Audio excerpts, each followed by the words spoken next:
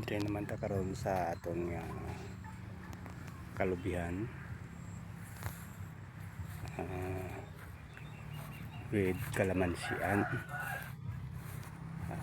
mga hybrid ini nga mga dwarf.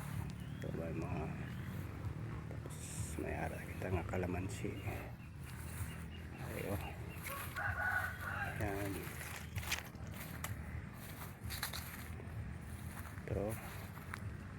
ito yung natin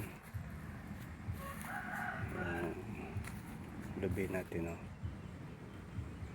hybrid na dwarf to, yung 18 months pag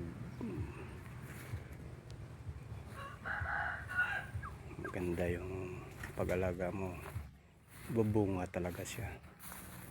Yung binibigay ng mga government natin yung sa DA, tulad nito, lawak to, yan yun ang baba ng mga lubi dito.